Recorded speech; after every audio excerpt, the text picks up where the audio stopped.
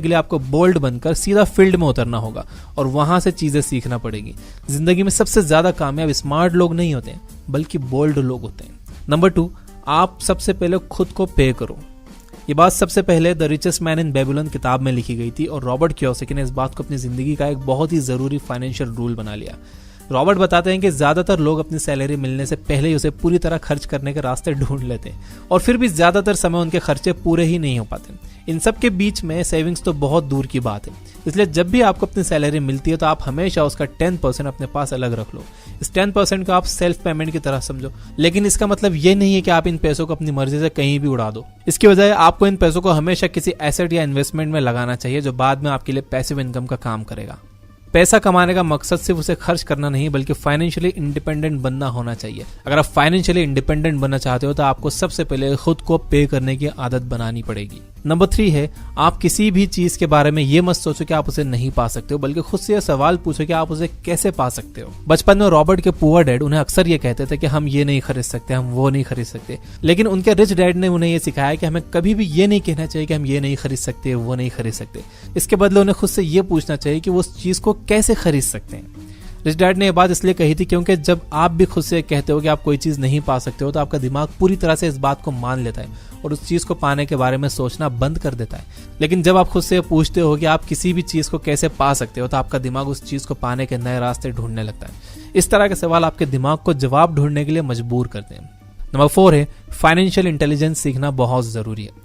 चाहे आपके पास कितने भी पैसे हो, अगर आपके पास फाइनेंशियल इंटेलिजेंस नहीं है तो आपके सारे पैसे बहुत ही जल्दी खत्म हो जाएंगे, जैसा कि अक्सर लॉटरीज और केबीसी जीतने वालों के साथ होता है। कई लोगों को लगता है कि अमीर बनने के लिए सिर्फ बहुत सारे पैसे कमाने की जरूरत होती है, पर यह बात सिर्फ उन्हीं लोगों के लिए सच है जिनके पास फाइनेंशियल इंटेलिजेंस होती है। जिन लोगों के पास फाइनेंशियल इंटेलिजेंस की कमी होती है वो चाहे कितने भी पैसे कमा ले हमेशा गरीब ही रहते हैं। आपको केबीसी और लॉटरी में करोड़ों रुपए जीतने वाले कई लोगों के एग्जाम्पल मिल जाएंगे जो वापस गरीब हो गए। अगर आप अमीर बनना चाहते हो तो इसके लिए आपको फाइनेंशियली इंटेलिजेंट बनने की जरूरत है। फाइनेंशियल इंटेलिजेंस पैसों के काम करने के तरीकों को समझने से आती है। कई सारे लोग फाइनेंसिंग के बारे में कुछ नहीं जानते, उन्हें यह भी नहीं पता होता कि उनसे कितने पैसे टैक्स के रूप में लिए जा रहे हैं या उनका नेटवर्थ कितना है। कई सारे पढ़े लिखे लोग फाइनेंशियल लिटरेसी की कमी की वजह से अब भी रेट रेस में फंसे हुए हैं। रॉबर्ट का मानना है कि लोगों में फाइनेंशियल लिटरेसी की कमी की सबसे बड़ी वजह है मौजूदा एजुकेशन सिस्टम। वो ऐसा इसलिए कहते हैं क्योंकि स्कूलों में कभी भी फाइनेंशियल एजुकेशन नहीं दी जाती। स्कूल लोगों को प्रोफेशनल नॉलेज देता है, पर यह कभी उन्हें अपना फाइनेंस हैंडल करना नहीं सिखाता। अगर आप फाइनेंशियली इंडिपेंडेंट बनना चाहते हो तो इसके लिए आपको अपने अंदर फाइनेंशियल इंटेलिजेंस डेवलप करने की जरूरत है। और रॉबर्ट कियोसाकी की ये book rich dad poor dad और ये पूरी वीडियो फाइनेंशियल इंटेलिजेंस के बारे में ये और अगले 6 पॉइंट्स बहुत इंपॉर्टेंट है, तो लास्ट तक जरूर देखना। नंबर 5 है, लायबिलिटी की जगह एसेट खरीदो।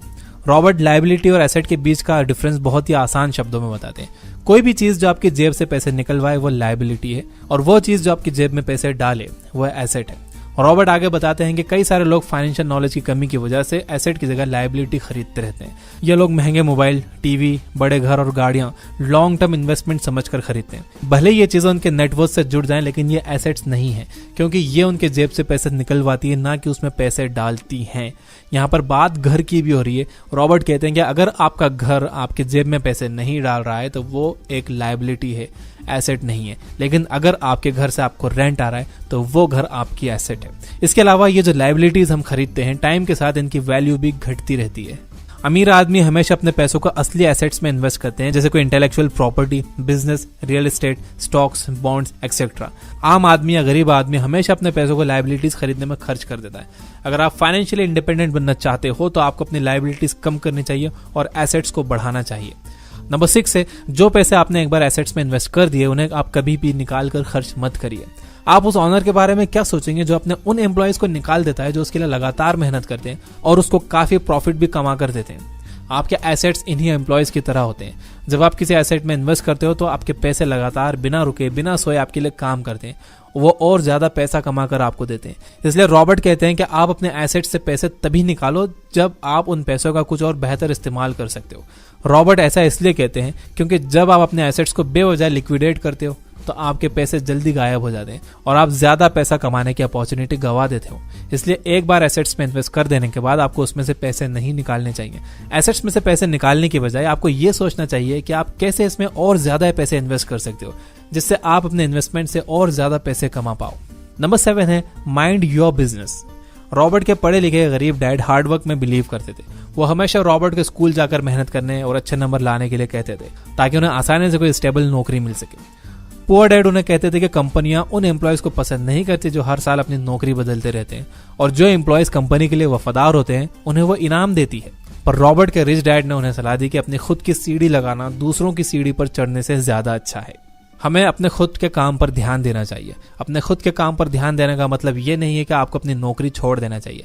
इसका मतलब सिर्फ ये है कि अगर आप दूसरों के लिए काम कर रहे हो तो आपको उस काम से वो सारी जरूरी बातें सीखनी चाहिए जो आपको खुद के काम को बनाने में और बढ़ाने में मदद कर सकती है। नंबर 8 है हमारी पैसों के मामले में सक्सेस इस बात पर डिपेंड करती है कि हम अपने डर को कितने अच्छे से संभाल सकते हैं। अमीर और गरीब लोगों के बीच एक बड़ा डिफरेंस उनके डर को संभालने के तरीके से जुड़ा है। आपको याद होगा कि कैसे बचपन में साइकिल चलाना सीखते समय आप कई बार नीचे गिरे थे। अभी भी कई सारे एडल्ट्स को साइकिल चलानी नहीं आती, और ऐसा इसलिए नहीं है कि उन्हें कभी साइकिल चलाना सीखने का मौका नहीं मिला, बल्कि उन्होंने साइकिल चलाना सीखा ही नहीं क्योंकि वो गिरने से डरते थे। बहुत से लोग इसी तरह कई सारी जरूरी अपॉर्चुनिटी गंवा देते हैं क्योंकि उन्हें रिस्क लेने से बहुत ज्यादा डर लगता है। पर सच यह है कि कोई भी बिना रिस्क लिए कामयाब नहीं होता। रॉबर्ट बताते हैं कि कैसे रिच डैड हमेशा ये सोचते थे कि हार उन्हें और ज्यादा मजबूत और पहले से ज्यादा समझदार बना देती है। वो जिंदगी को एक साहसी आदमी की तरह जीते थे और हर हार के बाद उनके जीतने की चाहत और ज्यादा बढ़ जाती थी। आमतौर पर आप हमेशा जीतने से पहले हारते हैं, और फिर यह आप पर निर्भर करता है कि आप डर की वजह से खुद को फाइनेंशियली इंडिपेंडेंट बनाने से रोक देते हो या उस डर को हराकर जिंदगी में जीत जाते हो। नंबर 9 है आर्ट ऑफ सेलिंग सीखिए। इस किताब में रॉबर्ट एक जर्नलिस्ट से बात करते हैं जिसके पास इंग्लिश लिटरेचर में मास्टर्स की डिग्री होती है। रॉबर्ट बताते हैं कि जब उन्होंने जर्नलिस्ट को सेलिंग सीखने के बारे में सलाह दी तो वो शर्मिंदा हो गई थी। रॉबर्ट मानते हैं कि वो एक बेस्ट सेलिंग ऑथर इसलिए हैं क्योंकि उन्हें चीजों को बेचना आता है, ना कि इसलिए क्योंकि वो बेस्ट ऑथर हैं। अगर आपको चीजें बेचना नहीं आती हैं तो इससे कोई फर्क नहीं पड़ता कि आप कितने स्किल्ड हैं, आप हमेशा गरीब ही रहोगे। अगर आप अमीर बनना चाहते हो तो चीजों को बेचने की कला सीखना बहुत जरूरी है। आजकल के सारे प्रोफेशनल और एंटरप्रेन्योर सिर्फ अपनी फील्ड में ही सबसे ज्यादा अच्छे नहीं हैं, बल्कि उन सब ने बेचने की कला को भी सीखा है। आपको अपने कंफर्ट जोन से निकलकर सेलिंग और नेटवर्किंग सीखनी होगी, तभी आप अपना खुद का कोई बिजनेस कर पाओगे। नंबर 10 है आप खुद से ज्यादा समझदार लोगों को काम पर रखो और उन्हें उनके काम के लिए अच्छे पैसे दो। इस किताब में रॉबर्ट बताते हैं कि एक अच्छा एंटरप्रेन्योर खुद से ज्यादा समझदार लोगों को काम पर रखता है। लोग सबसे बड़े एसेट होते हैं।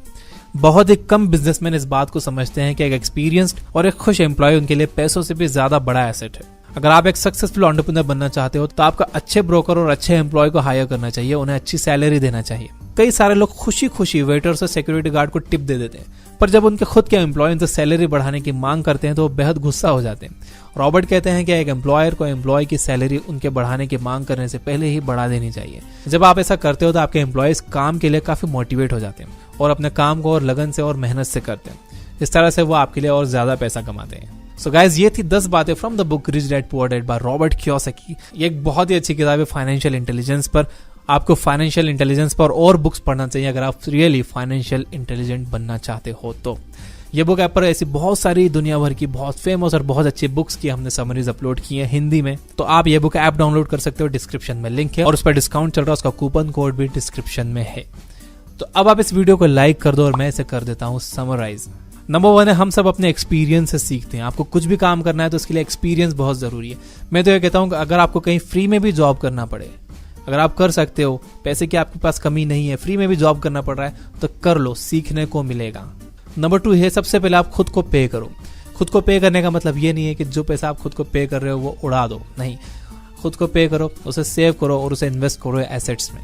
नंबर 3, आप किसी भी चीज के बारे में ये मत सोचो कि आप उसे नहीं खरीद सकते हो, बल्कि आप खुद से ये पूछो कि आप कैसे उसे खरीद सकते हो। जब आप अपने स्टेटमेंट के सामने कैसे वर्ड लगा देते हो तो आपका माइंड फिर आंसर ढूंढने लग जाता है कि कैसे आप वो काम कर सकते हो।